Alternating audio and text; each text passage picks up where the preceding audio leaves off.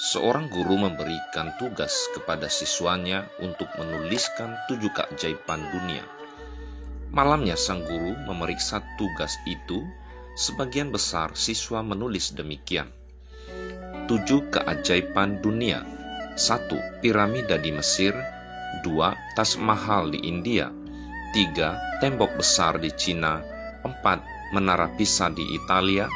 5. Kuil Angkor di Kamboja. 6. Menara Eiffel di Prancis.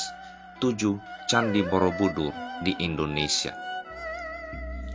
Lembar demi lembar memuat hal yang hampir sama. Beberapa perbedaan hanya terdapat pada urutan penulisan daftar tersebut saja. Tapi guru itu terus memeriksa sampai lembar yang paling akhir. Tapi saat memeriksa lembar yang paling akhir itu, sang guru terdiam. Lembar terakhir itu milik si gadis kecil pendiam di kelasnya. Isinya seperti ini: 7 keajaiban dunia. 1. Bisa melihat. 2. Bisa mendengar. 3. Bisa menyentuh. 4. Bisa disayangi. 5. Bisa merasakan. 6. Bisa tertawa. Dan 7. Bisa mencintai. Setelah duduk diam beberapa saat, sang guru menutup lembaran tugas siswanya, kemudian menundukkan kepalanya berdoa, mengucap syukur untuk gadis kecil pendiam di kelasnya yang telah mengajarkannya sebuah pelajaran hebat, yaitu tidak perlu mencari sampai ke ujung bumi untuk menemukan keajaiban.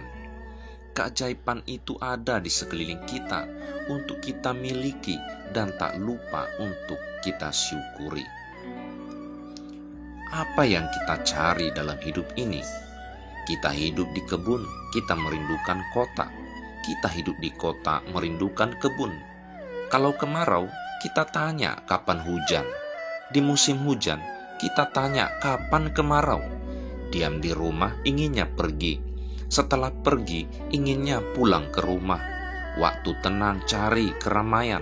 Waktu ramai, cari ketenangan. Ketika masih lajang, mengeluh, ingin nikah. Sudah berkeluarga, mengeluh belum punya anak. Setelah punya anak, mengeluh betapa beratnya biaya hidup dan pendidikan. Ternyata sesuatu itu tampak indah karena belum kita miliki. Kapankah kebahagiaan didapatkan kalau kita hanya selalu memikirkan apa yang belum ada, tapi mengabaikan apa yang sudah kita miliki?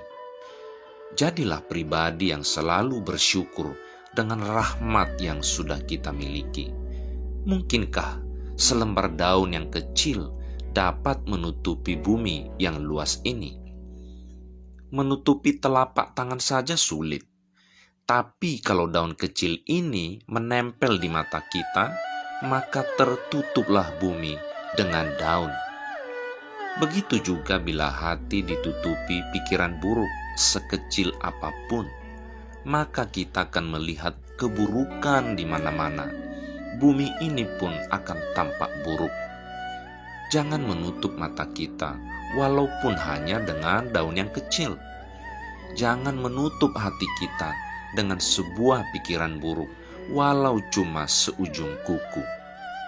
Syukurilah apa yang sudah kita miliki sebagai modal untuk memuliakannya.